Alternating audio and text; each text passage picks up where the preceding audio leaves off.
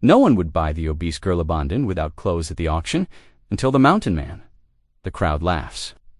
Dust swirls in the street. A church bell tolls noon as a trembling girl, stripped of dignity, is pushed onto the block. Men jeer, spitting insults, while her own kin calls her worthless. The auctioneer reaches to tear away the last scrap of cloth until heavy boots strike the platform. A scarred stranger steps forward, tossing down a silver dollar. His coat wraps around her shoulders, silencing the mob. But saving her is only the beginning, because this girl carries a secret no one expects, a hidden claim worth more than gold, a legacy men would kill to steal. Railroad men circle. A drunken stepfather returns with vengeance.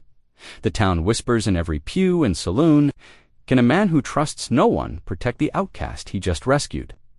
And will the girl, everyone mocked, prove strong enough to defend the one thing that could change their lives forever? Before we dive in, drop your name or city in the comments. It reminds me that behind every view is a real heartbeat. The summer sun blazed overhead, harsh and unforgiving as the crowd gathered in the dusty square of the Colorado mining town. Mary Beth Carter stood on the wooden auction block, her arms wrapped around herself as if trying to hold her torn dress together. The thin fabric offered little protection from the burning rays or the cruel stares of the men below. The auctioneer, a wiry man with tobacco-stained teeth, yanked her forward. "Come on now, girl. Let's see what we're bidding on." His voice carried across the crowd like a whip-crack. Jeers and catcalls rose from the assembled men. Mary Beth's cheeks burned with shame as they mocked her size, their laughter cutting deeper than the summer heat. Her stepfather stood at the edge of the crowd, his face twisted in a familiar sneer. "She ain't worth the trouble," he called out. "No use to any man, that one too big to work proper, too stubborn to mind." Tears threatened to spill from Mary Beth's eyes, but she held them back. She wouldn't give them the satisfaction. Her fingers clutched at the worn Bible hidden in her dress pocket, her mother's final gift, containing secrets that could save or doom her. The auctioneer's grip tightened on her arm. "If no one's willing to bid, maybe we need to show more merchandise." His fingers moved toward the collar of her dress. Mary Beth squeezed her eyes shut, her heart pounding. This couldn't be happening. Not here. Not like this. $1. The voice cut through the crowd's cruel laughter like a knife. Deep and rough, it carried the weight of mountain winters and lonely trails. The gearing stopped as heads turned toward its source. A tall figure stepped forward, pushing through the crowd. Luke McCord's scarred face was partially hidden by the shadow of his wide-brimmed hat, but there was no mistaking the stern set of his jaw or the way his hand rested near his holstered gun. The auctioneer's smile faltered. "Now, Mr. McCord, surely. You jest? This here girl," a silver dollar spun through the air, catching the sunlight before landing with a clear ring at the auctioneer's feet. "I ain't jesting." The crowd drew back as Luke strode forward. His reputation preceded him, a mountain man who preferred the company of wilderness to townfolk, a Civil War veteran whose scars told tales no one dared ask about. He shrugged off his heavy coat, the leather worn smooth by years of weather, and climbed the steps to the auction block. Without a word, he draped the coat around Mary Beth's shoulders. The warm leather enveloped her, carrying the scent of pine and woods. It hung past her knees, finally giving her the dignity of proper coverage. Whispers rippled through the crowd. Some spoke of Luke's boldness, others of Mary Beth's shame. But none dared speak loudly enough for the mountain man to hear. "She's yours, then," the auctioneer said, stepping back. "Though I reckon you're getting more trouble than worth." Luke's only response was a stern look that sent the man scurrying away. He turned to Mary Beth, his voice lowering so only she could hear. "Can you walk?" Mary Beth nodded, though her legs trembled beneath her. Luke helped her down from the block, his calloused hand steady and strong. He led her through the parting crowd, past her stepfather, who suddenly found great interest in studying his boots. The sun was setting by the time they reached Luke's horse at the edge of town. The big bay stallion stood patiently as Luke helped Mary Beth mount. She settled into the saddle, clutching his coat tightly around her shoulders. The leather was warm from the sun, like armor against the world that had tried to break her. Luke checked the saddle straps, his movements efficient and careful. Mary Beth watched him, torn between terror at going with this stranger and profound relief at escaping the nightmare of the auction block. For the first time since her mother's death, she felt something close to safe. The last rays of sunlight painted the mountains gold as they prepared to leave the town behind. Mary Beth's fingers found her mother's Bible in her pocket, taking comfort in its familiar presence. She didn't know what lay ahead on the trail with this quiet mountain man, but anything seemed better than what she was leaving behind. The bay horse's hooves kicked up small clouds of dust as Luke guided them away from town at an easy pace.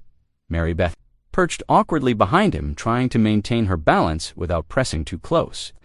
The leather coat still draped around her shoulders, offering protection against the cooling evening air.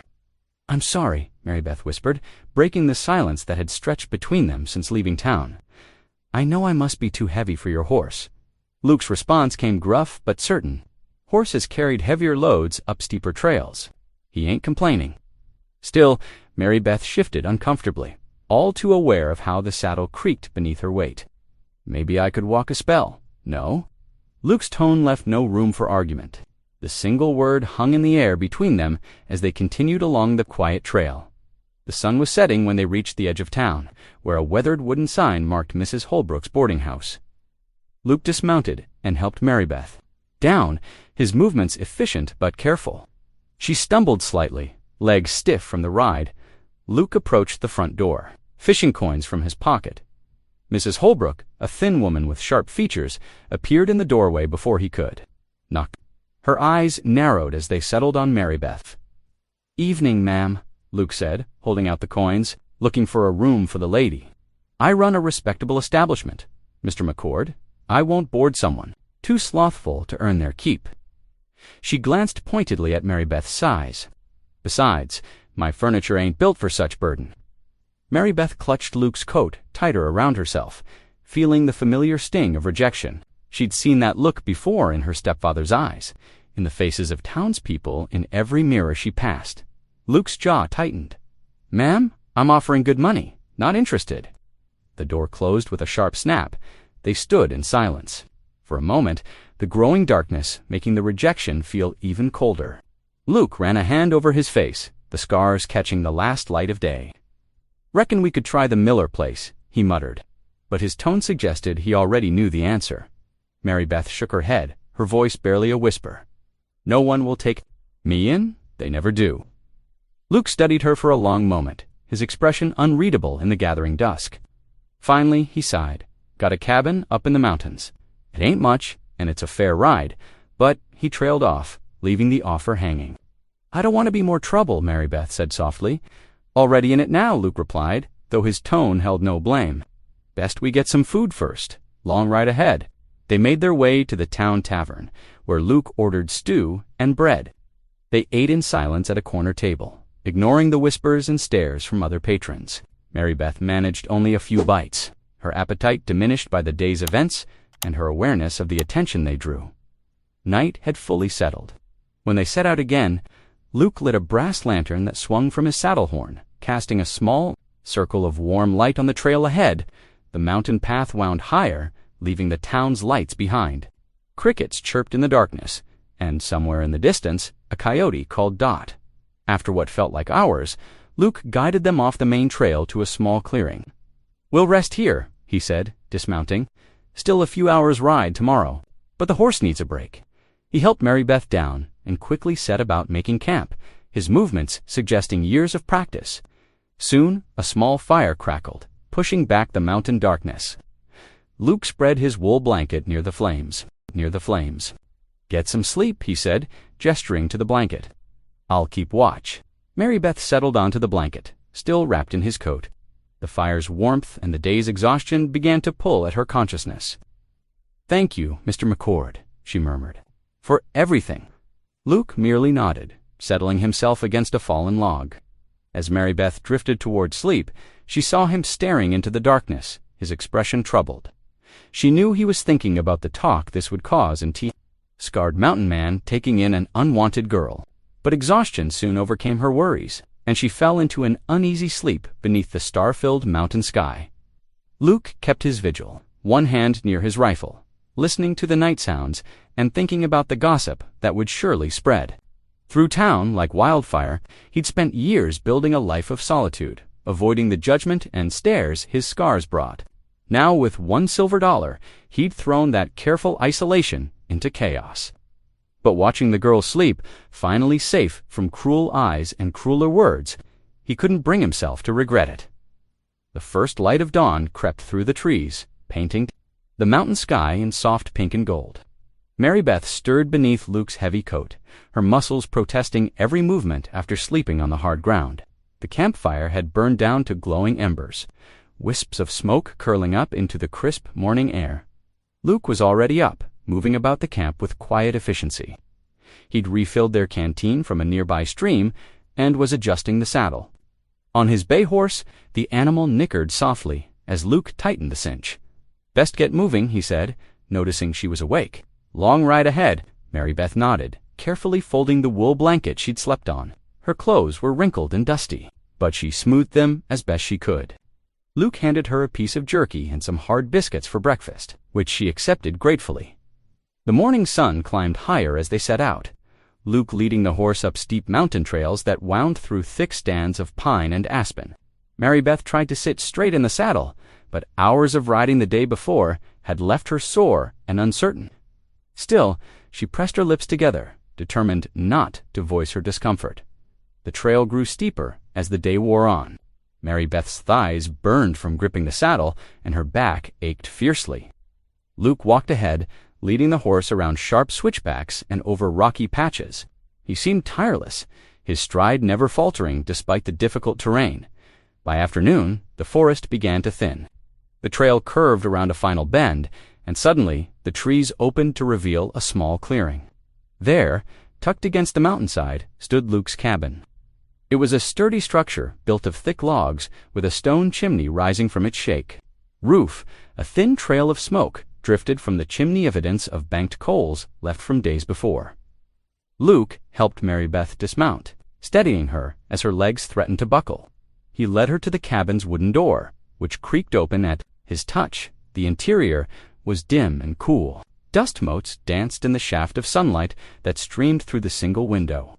The cabin was sparse, but orderly. A stone hearth dominated one wall, its ashes cold.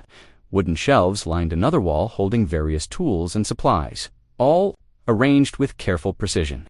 In one corner, trapping equipment and other tools were stacked neatly. "Ain't much," Luke said gruffly, moving to stoke the banked coals in the hearth, "but it keeps out the weather." Mary Beth stood in the center of the room, still wrapped in Luke's coat, taking in what would be her temporary shelter. The cabin smelled of wood smoke and leather, with an underlying hint of dried herbs hanging from the rafters. Luke busied himself preparing their evening meal, skinning and cutting pieces of venison for a stew. He worked silently, adding dried vegetables and seasonings to the pot that hung over the rekindled fire. As the stew began to simmer, he pointed to a simple cot near the hearth. "You can sleep there," he said. "Got extra blankets in that chest?" The smell of cooking food filled the cabin as evening approached. They ate their stew in silence, sitting on rough-hewn stools near the fire. The warmth and food seemed to loosen something inside Mary Beth, and tears began to slip down her cheeks. "I'm sorry," she whispered, wiping at her face. "It's just after Mama died. My stepfather," her voice caught. "He burned everything she owned. Said she was taking up too much space, even dead. Then he sold her grave plot to the mining company." Her shoulders shook with quiet sobs. "I don't have anything left of her. No place to visit, no memories to hold, nothing." Luke shifted uncomfortably on his stool. Unused to dealing with such raw emotion, his scarred hands gripped his tin cup tightly. "And now," Mary Beth continued, her voice barely audible, "I have nowhere to go. No family, no home." She trailed off, unable to continue. The fire crackled in the silence that followed. Luke stared into the flames for a long moment before speaking. "Reckon you can stay here," he muttered finally. "For a spell, at least, till we figure something else out." Mary Beth looked up at him through tear-filled eyes, hope flickering across her face. She nodded, clutching her cup like an anchor in a storm. "Thank you," she whispered. Luke just grunted in response, returning his attention to the fire. The flames cast dancing shadows on the cabin walls as night settled over the mountain, and somewhere in the distance, an owl called into the gathering. Darkness dawn painted the mountain peaks in golden light as Mary Beth rose from her cot. The cabin's wooden floor felt cold beneath her feet, and dust stirred with each step. Luke was already outside, chopping wood by the sound of the rhythmic axe strikes. Mary Beth surveyed the cabin with fresh eyes. Cobwebs draped the corners like tattered lace, and a thick layer of dust coated every surface. Her mother's voice echoed, in her memory, a home needs tending, like a garden needs water. She found an old broom in the corner and began sweeping, starting from the furthest corner. The bristles scratched against the wooden planks, sending dust motes dancing in the morning light. When Luke stepped inside for his water skin, he paused at the threshold, watching her work with wary eyes. "Don't trouble yourself," he muttered. "It's no trouble," Mary Beth replied softly, continuing her sweep. "Least I can do." After finishing the floors, she gathered 2 wooden buckets and made her way to the creek that burbled past the cabin. The path was steep, and she had to stop twice to catch her breath, but she managed to bring back full buckets. Even if some water sloshed over the sides, in the cabin's small pantry, she found a sack of flour and some dried yeast. Her hands shook slightly as she measured ingredients, remembering her mother's lessons. The dough felt heavy under her fingers as she kneaded it, and when it came out of the oven, the loaf was dense enough to use as a doorstop. Still, it was bread. Luke said nothing about the bread at lunch, but she noticed he ate 2 thick slices. With his jerky, throughout the afternoon, Mary Beth kept busy. She found one of Luke's shirts with a long tear along the sleeve and settled near the window to mend it. Her stitches were uneven, but they would hold. Familiar task brought comfort, even if her work was far from perfect. Going hunting, Luke announced, slinging his rifle over his shoulder. He paused at the door, glancing at her handiwork. "Don't waste time on that old shirt." "I like keeping busy," she replied, not meeting his eyes. He grunted and headed out. When Luke returned hours later with a plump rabbit, he stopped just inside the doorway. The cabin smelled of bread and wood smoke, with a hint of pine from the branches Mary Beth had gathered to sweep the hearth. The floors were clean, the shelves organized, and a small pot of wild mint she had found grew in a tin can by the window. They prepared the rabbit together in silence, Luke skinning and cleaning while Mary Beth chopped the meat for stew. As they sat down to eat, she gathered her courage. "How did you get your scars?" she asked quietly, stirring her stew. "Was it during the war?" Luke's shoulders stiffened. His spoon stopped halfway to his mouth. "War's past," he said flatly. "Best leave it there." His tone made it clear the subject was closed. Their meal was interrupted by the sound of approaching hoofbeats. Luke rose quickly, hand moving to his rifle, but relaxed slightly when he recognized old Tom, the peddler who traveled between mountain camps and towns. After trading for some supplies, Tom lingered by his wagon, his voice carrying through the open door. "Folks down in town are talking, Luke, about you taking in that fat girl from the auction block. Some saying, it ain't proper, a man alone, up here with her." Mary Beth's face burned with shame as she heard the words. She busied herself with the dishes, trying to disappear into the shadows of the cabin. Luke's voice was cold. "Folks ought to mind their own business." "Just thought you should know," Tom said, climbing back onto his wagon. "People's tongues are wagging something fierce." After Tom departed, Luke came back inside. Mary Beth kept her, head down, shoulders hunched, as if expecting a blow. "Best you stay away from town for now," Luke said gruffly. "Let the talk die down some." "Yes, sir," she whispered, fighting back tears. But beneath her shame, a seed of determination took root. She would show them all she was not the useless burden they claimed. As night settled over the mountain, Luke sat in his usual chair by the fire, cleaning his rifle. The flames cast dancing shadows on the walls, but something felt different. The cabin seemed warmer somehow, more alive. The lonely silence that usually pressed in on him had softened. He glanced at Mary Beth, who sat mending another shirt by candlelight. Her presence filled an empty space he had not known was there. For the first time in years, the cabin felt like more than just shelter from the weather. The days flowed like the mountain stream behind Luke's cabin, each one bringing small changes. Mary Beth's hands grew steadier with the kitchen knife as she chopped wild onions and carrots for the evening stew. Her bread improved too, rising lighter and more golden with each attempt. The cabin took on new life under her care. herbs drying from rafters, fresh pine boughs sweeping away the musty air. Luke remained quiet as ever, but his eyes followed her work with growing appreciation. When she darned his socks or laid out hot corn bread for supper, he'd grunt his thanks.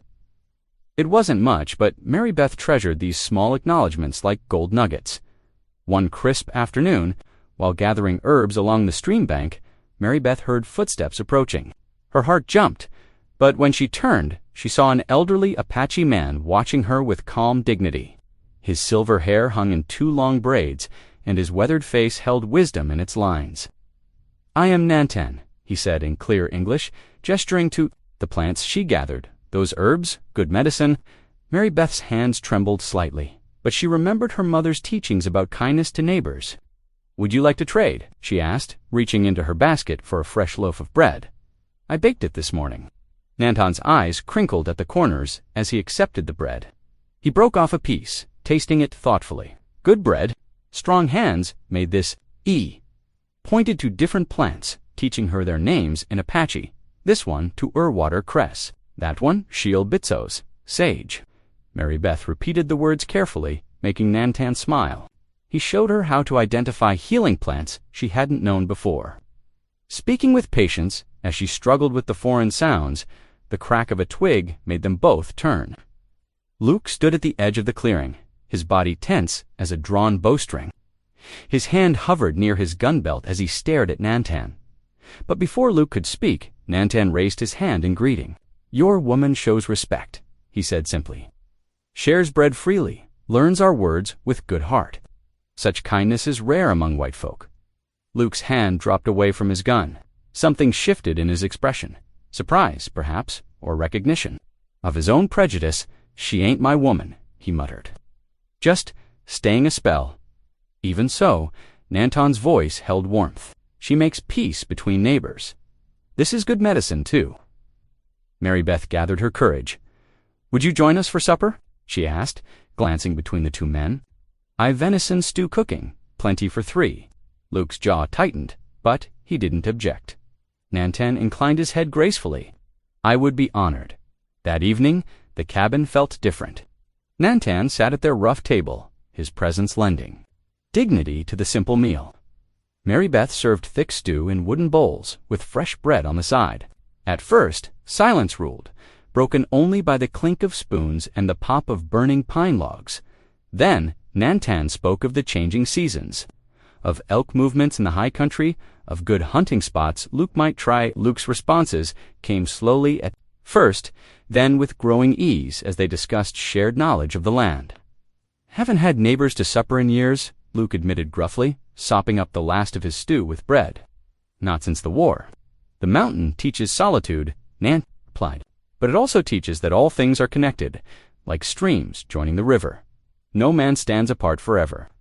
As Mary Beth cleared away the bowls, she began humming softly an old hymn her mother had loved. The gentle tune filled the cabin, weaving through the firelight and the evening shadows. Luke watched her move about the kitchen, his scarred face thoughtful. Later, after Nantan had gone, Luke stood in the doorway, watching the stars appear. Mary Beth approached quietly, wiping her hands on her apron. "I hope you don't mind that I invited him," she said softly. Luke was silent so long she thought he wouldn't answer. Finally, he spoke. "Reckon it was right neighborly of you." He paused, then added, "Been too long since this cabin heard friendly voices." Mary Beth smiled, hearing in his words not just acceptance of the evening, but perhaps something more. Recognition that her presence had begun to change things, drawing him back toward the warmth of human connection he'd forgotten how to trust. The Sunday morning dawned clear and bright, with dew sparkling on the mountain grass. Mary Beth stood in the cabin doorway, wearing her freshly pressed dress, the only one she owned. "We ought to attend service," she said softly, watching Luke clean his rifle at the table. Luke's shoulders stiffened. "Ain't been to that church in years," he muttered, not looking up. "Folk there don't take kindly to my kind. Please," Mary Beth pressed. "The Lord welcomes everyone." Her fingers twisted in her skirt, betraying her own nervousness. Luke glanced at her, seeing the hope in her eyes. After a long moment, he sighed and set down the rifle. "Reckon the wagon needs harnessin' then." The old wagon creaked and swayed as they made their way down the mountain trail. Mary Beth held tight to the wooden seat while Luke guided the horses, carefully, around the sharp turns. Pine branches swished overhead, dropping needles onto their shoulders as they approached the little mountain church. Mary Beth's heart began to pound. The wooden chapel stood plain but proud against the evergreens, its white-painted boards gleaming in the morning sun. Other wagons were already parked outside, and people in their Sunday best gathered on the steps. The moment Luke helped Mary Beth down from the wagon, the whispers started. Women turned their heads together, speaking behind gloved hands. Men stared openly at Luke's scarred face, then at Mary Beth's size. A young girl pointed until her mother pulled her hand down. Mary Beth's cheeks burned, but she straightened her spine and walked forward. Luke followed, his boots heavy on the wooden steps. Inside, the chapel smelled of pine wood and lamp oil. They found a seat in the back, but heads kept turning to look at them. Preacher Whitfield stood to lead the first hymn, his well-worn Bible in hand. "Amazing Grace," he announced, all verses. Mary Beth's hands trembled as she gripped the hymnal.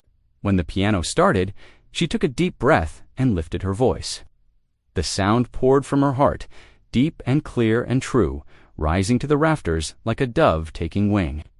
She sang every word like a prayer, letting the familiar verses carry. Her past her feared by the second verse. Some of the whisperers had fallen silent, turning to look with different expressions. By the third verse, other voices began joining hers more strongly. The final verse swelled with the whole congregation. But Mary Beth's voice still soared above them all, rich with emotion and faith. Luke sat quietly beside her, but she felt his presence like a steady anchor. Through the sermon, she kept her eyes forward, though she could still feel stares. When the service ended, she expected everyone to hurry past them. Instead, the preacher's wife approached, a gentle smile on her face. "I'm Mrs. Whitfield," she said warmly. "I couldn't help but notice your beautiful singing voice." "Thank you, ma'am," Mary Beth replied softly. Gathering her courage, she reached into her basket. I brought some bread to share."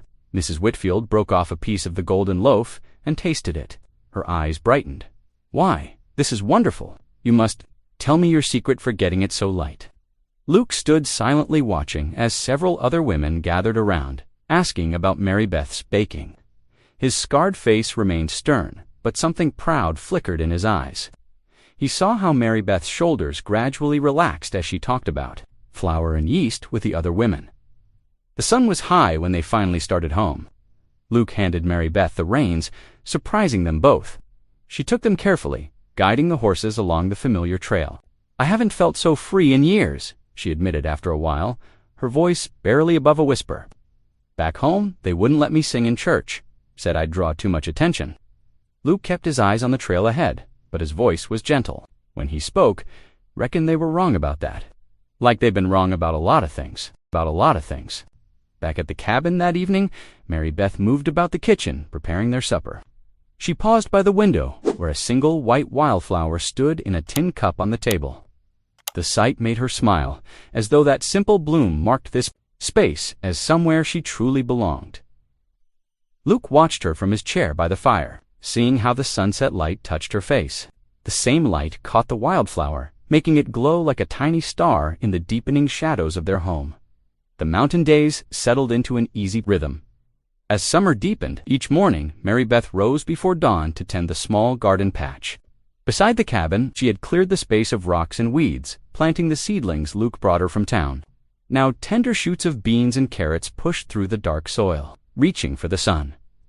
Luke spent his mornings chopping wood, the steady thunk of his axe echoing through the trees.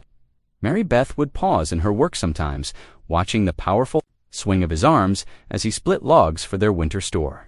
Though his face remained stern, she noticed how he positioned the woodpile closer to the cabin door, making it easier for her to reach. Their meals together were quiet but comfortable. Mary Beth learned to make hearty stews that Luke seemed to favor, judging by how he would scrape his bowl clean. She took pride in how he would nod approval at her improving bread, though he spoke little. One afternoon, Luke found Mary Beth struggling to hang, washing on the line. "Need to know? You can protect yourself," he said gruffly, producing his single-action revolver. "Case I'm not here." Mary Beth eyed the weapon nervously. "I have never touched a gun before." Time to learn. Luke's voice was patient as he showed her how to hold the heavy revolver.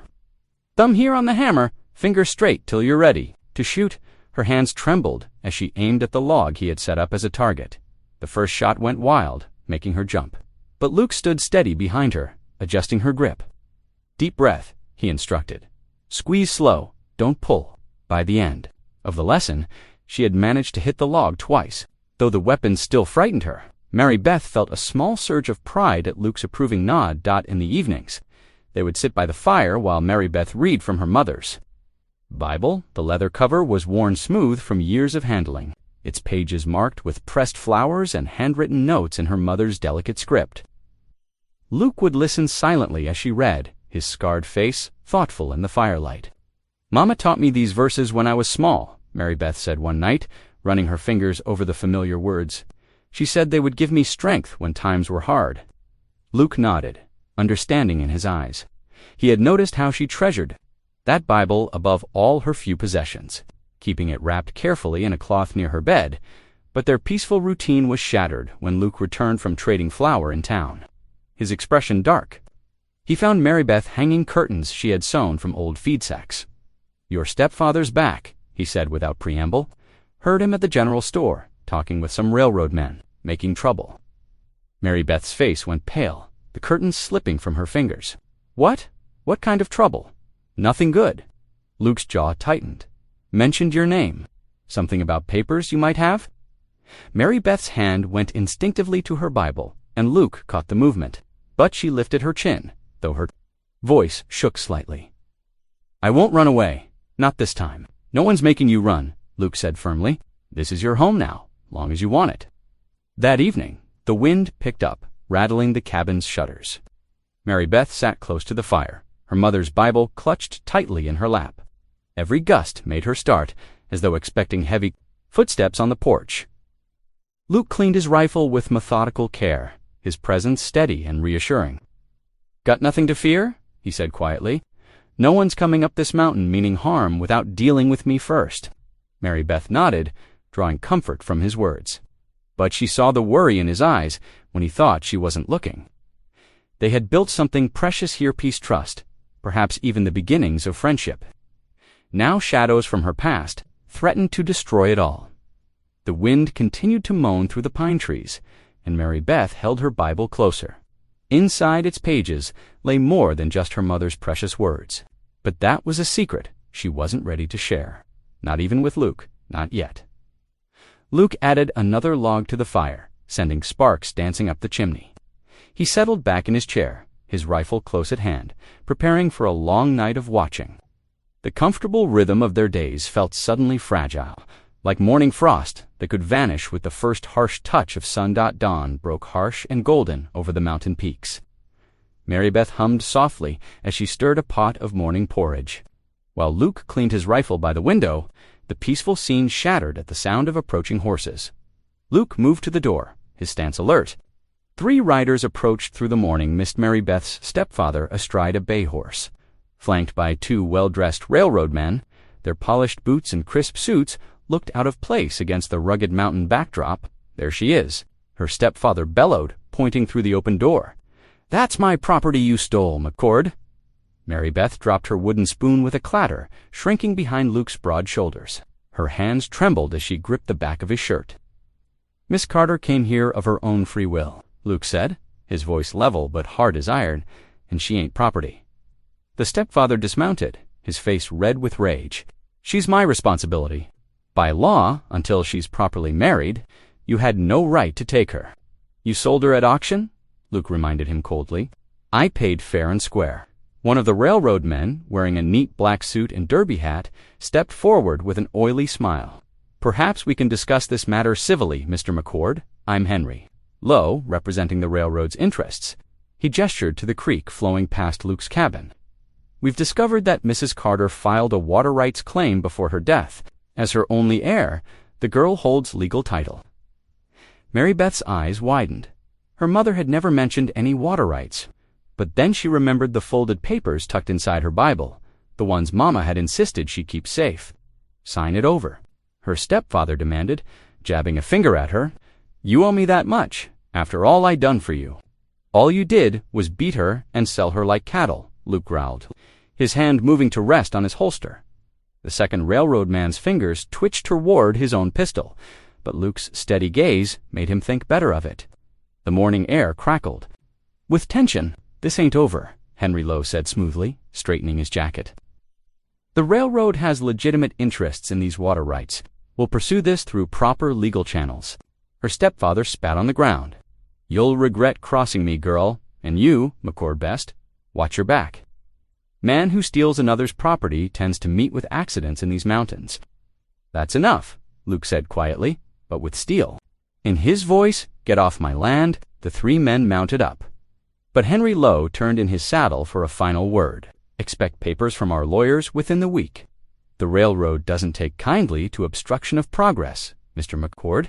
They rode away, leaving dust and threats hanging in the morning air. As soon as they disappeared around the bend, legs gave way. She sank to the cabin floor, tears streaming down her face. They'll take everything, she sobbed. The water rights, the cabinets, the only real home I've ever known. Luke knelt beside her, his calloused hand gentle on her shoulder. Ain't nobody taking nothing, he said firmly. Your mama left you those rights, legal and proper. We'll fight them in court if we have to. Mary Beth looked up at him through terror-blurred eyes. We reckon I'm in this now, too. Luke's scarred face softened slightly. Won't let you face this. Alone, but the railroad has money, lawyers, Mary Beth whispered. And my stepfather, he'll do anything to hurt me. Then we'll face them together. Luke helped her to her feet. Your mama wanted you to have those rights. Must have had her reasons. Mary Beth nodded, drawing a shaky breath. She went to her bed and carefully unwrapped her mother's Bible, pulling out the folded papers tucked inside. Mama told me to keep these. Safe, she said. Said they'd protect me someday. I never understood what she meant until now. Luke studied her face, seeing not the frightened girl from the auction block, but a woman standing up for her birthright. We'll see the judge in town. Tomorrow, he said, get this settled proper and legal. And legal. Mary Beth clutched the papers to her chest, fresh tears spilling down her cheeks. But these were different tears, not of fear, but of gratitude for the scarred mountain man who had become her protector, her friend, and now her ally in the fight. For justice. The morning porridge burned forgotten on the stove, but neither of them noticed. They had bigger concerns now than breakfast. The peaceful life they had built together hung by a thread, threatened by greed and old grievances. But they would face it, standing side by side. The next morning, Luke saddled his horse before sunrise. Need supplies, he muttered, adjusting the cinch. Won't be gone long. Mary Beth nodded from the cabin doorway, wringing her apron between nervous fingers. Be careful, she called softly as he mounted up. The summer sun climbed high as Luke rode. Into town? Outside the general store, familiar faces turned away when they saw him coming. Inside, whispers followed him down the aisles as he gathered flour, coffee, and ammunition. Heard about that fat girl's water claim? Old Tom Weber mumbled to his friend, loud enough for Luke to hear. Causing trouble already, ain't she? Railroad men been asking questions all morning, another voice added. Say she's trying to block progress, holding on to rights that ain't rightfully hers. Luke's jaw tightened as he placed his items on the counter. The shopkeeper wouldn't meet his eyes, counting out change with trembling fingers. Folks are saying she bewitched you somehow, Mrs. Peterson, Stage whispered to her friend by the penny candy. Why else would a mountain man take in such a burden? Luke slammed his coins down harder than necessary, making the shopkeeper jump. The whispers died momentarily, then resumed as soon as he stepped outside. Back at the cabin, Mary Beth kept her hands busy to quiet her racing thoughts. She kneaded bread dough with fierce determination, though her movements betrayed her anxiety. The familiar motions brought little comfort today. The afternoon stretched long. She pulled 3 batches of bread from the oven, one burnt, one undercooked, one finally just right. She was wrapping the good loaf in cloth when she heard hoofbeats. Approaching. Luke dismounted wearily, his expression grim. He pulled a yellow envelope from his saddlebag. Telegram came while I was in town, he said, holding it out. We're summoned to court 1 week from today. Mary Beth's hands shook as she took the paper. The words blurred before her eyes appear. Before Judge Monday next stop water rights dispute hearing. Stop attendance. Mandatory stop. I cannot, she whispered, sinking into a chair. The whole town will be there, staring, whispering. They already think I am nothing but trouble. You faced them down in church, Luke reminded her, his voice gentle but firm. Found your courage there, didn't you? That was different. Tears welled in her eyes. I had the hymns to hide behind. In court, everyone will see me. Just me, standing there while they mock my size, my worth. Your mama believed you worthy of those rights, Luke said. Believed in you enough to leave them in your care. Mary Beth clutched the telegram to her chest. What if I fail her? Won't. Luke's scarred face softened. But you've got to stand up, face what's coming. Can't hide forever in these mountains. After a simple supper of bread and stew, Mary Beth sat by candlelight with her mother's Bible. The worn leather cover felt smooth beneath her fingers, bringing memories of quiet evenings watching Mama read by Firelight. She turned the pages carefully, breathing in the familiar scent of well-loved paper. Near the middle, between passages her mother had marked, she found it a folded document, yellowed with age but still intact. With trembling fingers, she opened it carefully. The legal writing was complex, but the essential words stood out clearly. Water rights hereby granted to Sarah Ellen Carter. Her heirs and assigns, her mother's signature, flowed bold across the bottom alongside the county clerk's official stamp. Tears splashed onto the page. Mary Beth quickly wiped them away, careful not to smear the precious ink. This was her mother's gift, her final act of protection. Not just water rights, but a future. A chance at independence. She read far into the night, finding comfort in familiar scripture passages her mother had underlined. When the candle burned low, she finally slept, the Bible cradled close to her.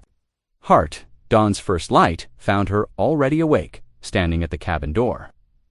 The Bible felt solid in her hands, anchoring her against the fear that still fluttered in her chest. Through the open door, she could see the creek sparkling in the early Sunher Creek now. Her inheritance, her responsibility, her fingers, traced the spine of the Bible, feeling the slight bulge where the water rights document lay hidden. Her mind, she heard her mother's voice reading favorite verses about courage and strength. The same strength she would need to face the courthouse, the townspeople, her stepfather's cruelty. She stood straighter, lifting her chin. The morning light caught her face, illuminating determination that flickered beneath her fear. 1 week to find the courage her mother had always seen in her. Dawn painted the mountain peaks with golden light as Luke and Mary Beth prepared for their journey to town. The wagon creaked as Luke checked the harness straps one final time. Mary Beth sat on the cabin's front step, smoothing her best dress of faded blue cotton that had seen better days but was still presentable. Time to go, Luke called softly. Extending his hand to help her up, Mary Beth clutched her mother's Bible close, wrapping it carefully in her worn shawl.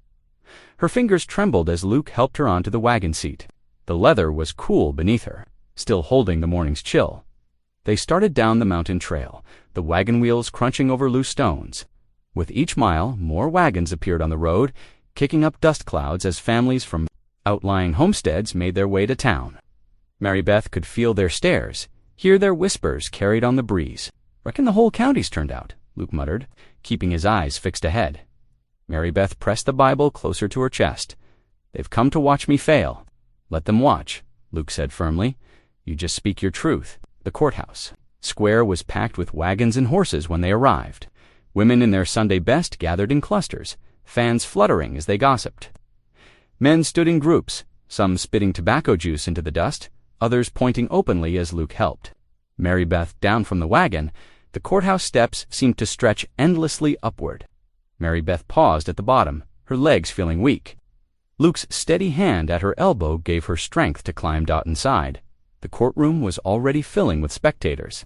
Her stepfather stood near the front with 2 sharp-dressed railroad lawyers, their suits pristine despite the dusty journey. He sneered when he saw her, whispering something that made the lawyers chuckle. All rise. The bailiff called as Judge Harrison entered, his black robes swishing as he took his seat behind the elevated desk. Water rights dispute, he announced, shuffling through papers. Carter versus Western Railroad Company. He peered over his spectacles. I understand the plaintiff's stepfather wishes to speak first. Mary Beth's stepfather strutted forward, his boots clicking on the wooden floor. "Your Honor, that girl ain't fit to hold property rights. Never has been nothing but a burden, eating more than she's worth." He gestured dramatically. "Why? I had to sell her off just to recover the cost of feeding her all these years." Murmurs rippled through the crowd. Mary Beth felt her face burning, but Luke's solid presence beside her helped her stay upright. The railroad lawyer stepped forward next, his voice smooth as creek stones. "We're prepared to offer fair compensation for the water rights, $500 more than generous." For a young woman in her situation, his lip curled slightly, surely better than forcing her to manage property she can't possibly maintain. Judge Harrison raised his eyebrows. "Miss Carter, do you wish to respond?" The room fell silent. Mary Beth could hear her heart pounding in her ears as she slowly rose to her feet. The Bible felt heavy in her hands. "Your Honor," she began, her voice barely a whisper. She cleared her throat and tried again. "Your Honor, my mother believed in me when no one else did." Her voice grew stronger as she continued. "She taught me to work hard, to keep my dignity even when others tried to strip it away.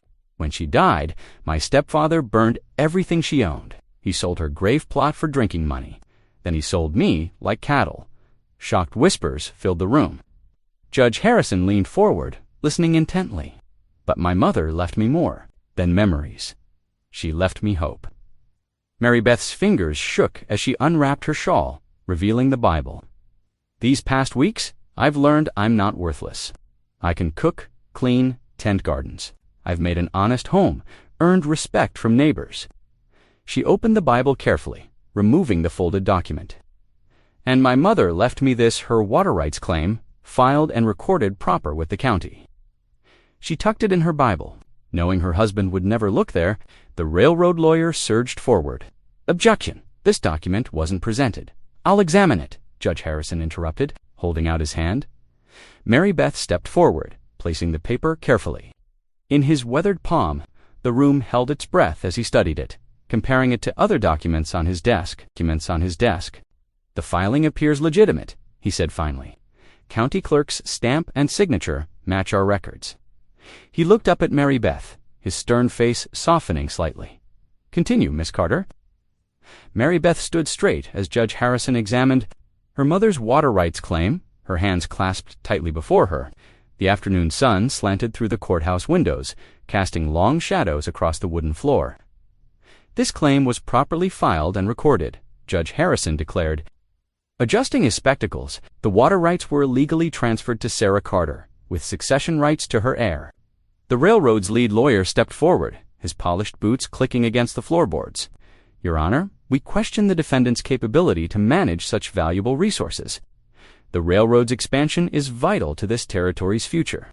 The law doesn't measure rights by a person's size or station," Judge Harrison replied sharply. "Miss Carter, please explain your intentions for the water rights."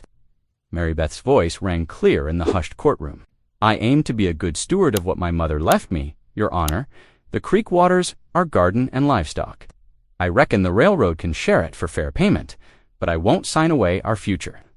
"You've shown remarkable composure today, Judge," Harrison noted. "How do you respond to your stepfather's claims of incompetence?" "My mother's Bible teaches that all God's children deserve dignity," Mary Beth answered, her chin lifting slightly. "I've learned to cook, tend house, and make an honest living. Mr. McCord can speak to my character if you wish." Luke stepped forward, his scarred face serious. "She's worked hard every day, Your Honor. Changed my whole cabin from just shelter to a proper home. Shows kindness to neighbors, even them that showed none to her." The judge turned his stern gaze to Mary Beth's stepfather. "And you, sir, sold this young woman at public auction." After burning her mother's possessions, her stepfather's face flushed dark red. "She was my property to sell, and that water claim should have been mine. Property." Judge Harrison's voice cracked like thunder. "Sir, your behavior shows a shocking disregard for both law and human dignity. This court finds your treatment of your stepdaughter unconscionable." Mutters of agreement rippled through the crowd. Mary Beth saw several women, nodding their earlier disdain, replaced by sympathy. The railroad lawyer tried one final argument. Your Honor, surely a reasonable settlement. I've heard enough, Judge Harrison interrupted, raising his gavel. This court finds that Mary Beth Carter is the lawful heir to the water rights claim filed by Sarah Carter.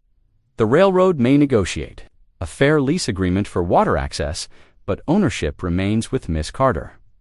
The gavel struck with fierce finality. Case dismissed. Mary Beth's stepfather lurched to his feet, face mottled with rage.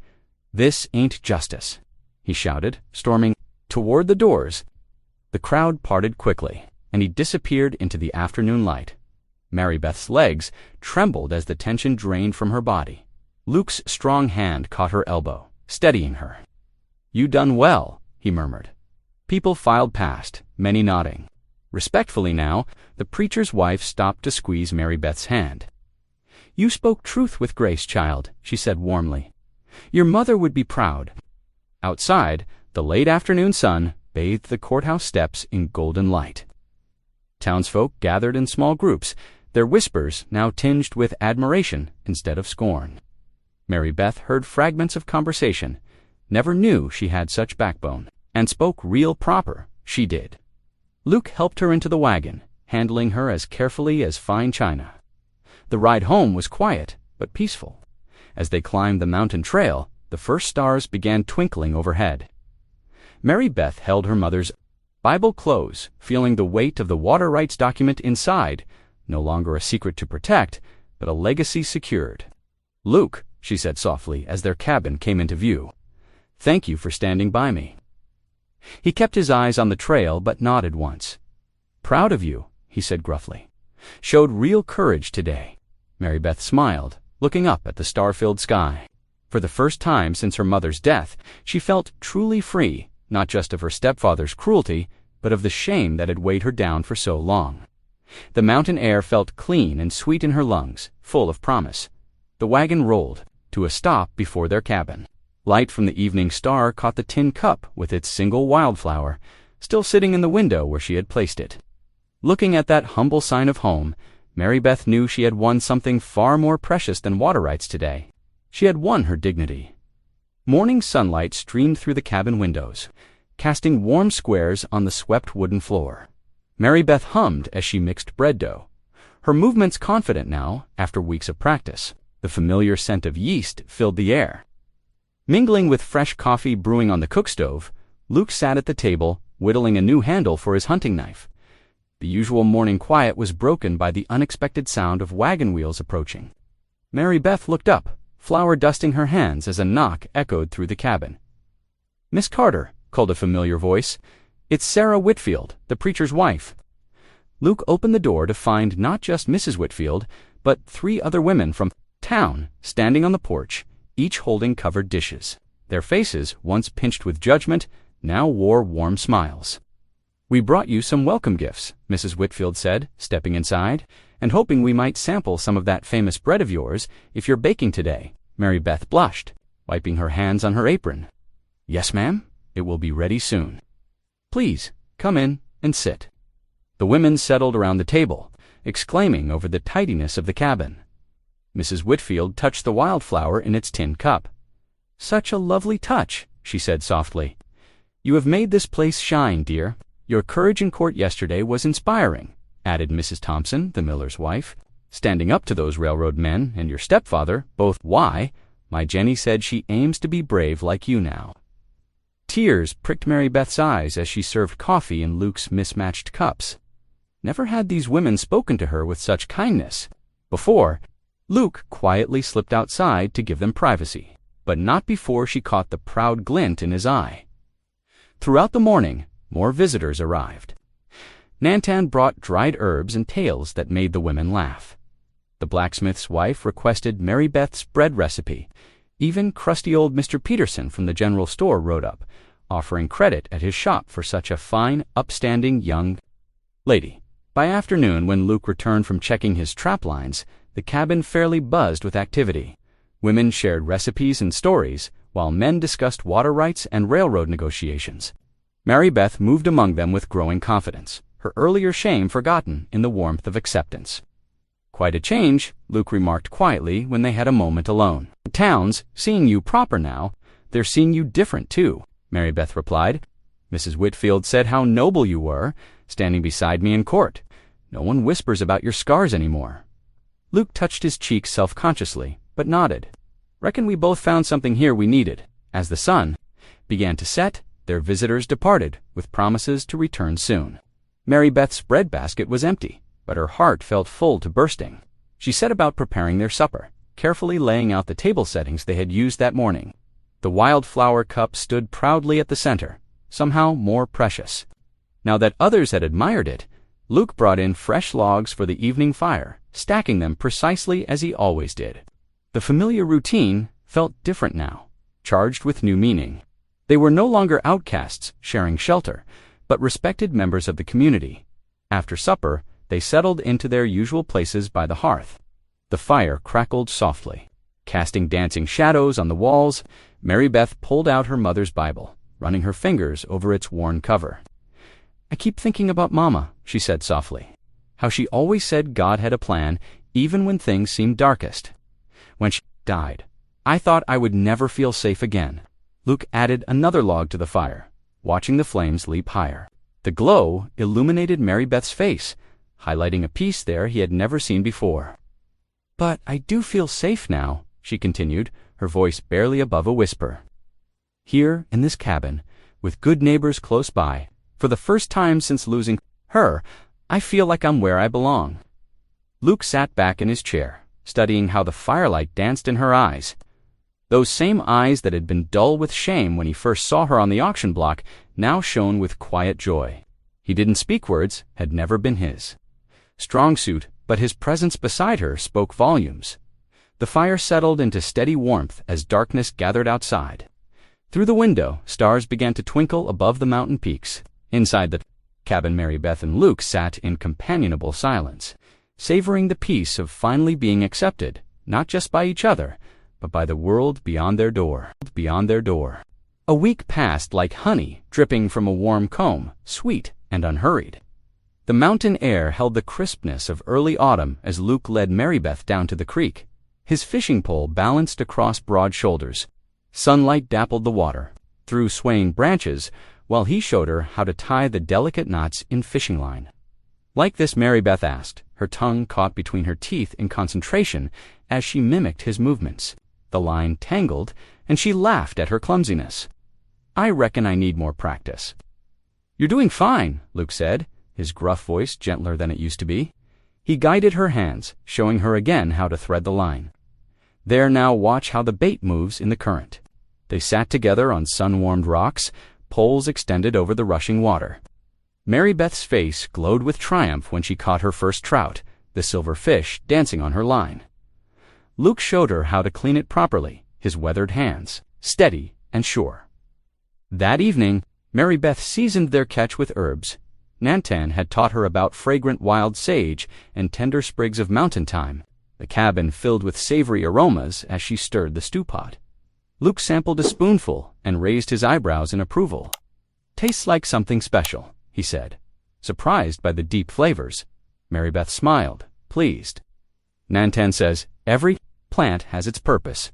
If we learn to listen," she stirred the pot thoughtfully. "Like people, I suppose." As if summoned by his name, a knock sounded at the door.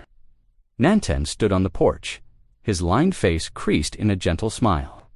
He carried something wrapped in soft deerskin. Come in, come in." Mary Beth welcomed him warmly. "We were just speaking of you. Would you share our supper?"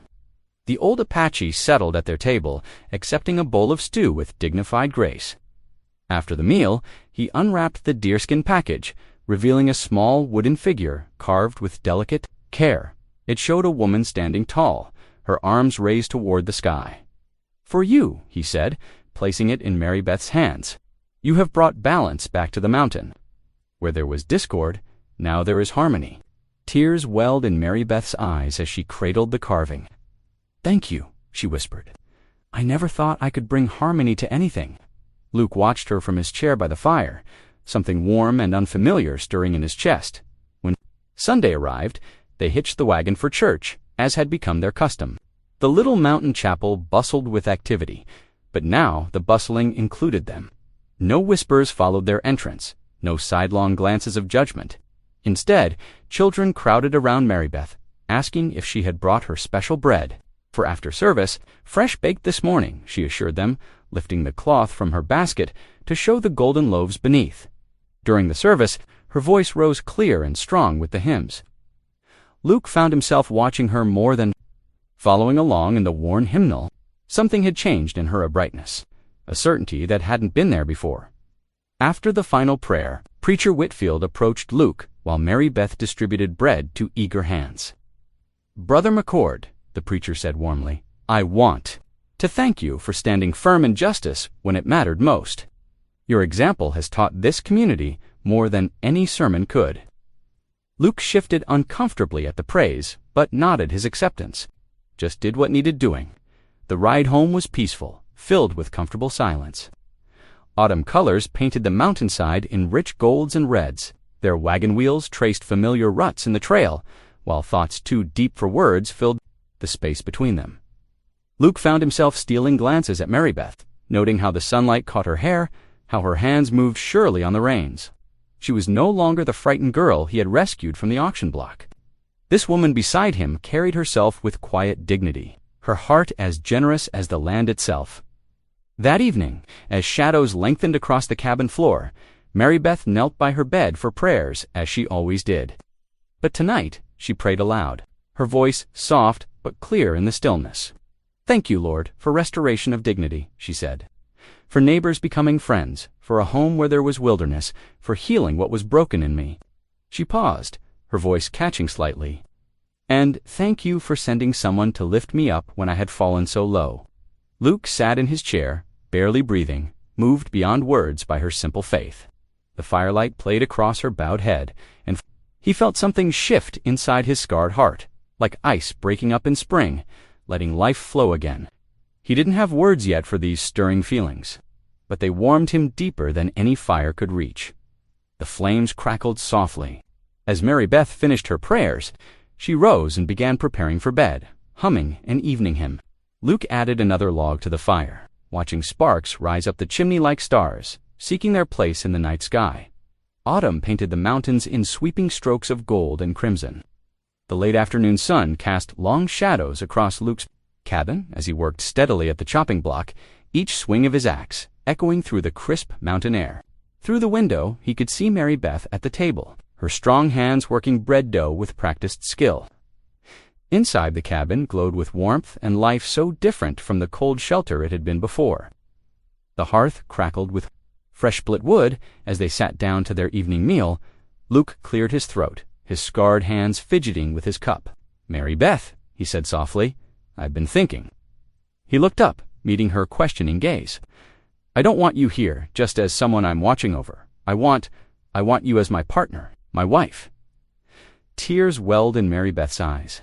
"I came here with nothing," she whispered, "without even proper clothes. But you clothed me with dignity instead of shame." Luke reached across the table, taking her flour-dusted hands in his. "And I promise you'll never know shame again." Lamplight spilled golden through the cabin windows as Mary Beth's favorite hymn rose sweet and clear. For the first time since before the war, Luke smiled a real smile that reached his eyes and warmed his heart. Together, they had found not just shelter, but belonging. If you believe stories can heal, lift, and connect us, this channel is for you. Thanks for being here. Hit subscribe, and I'll meet you again tomorrow with something real.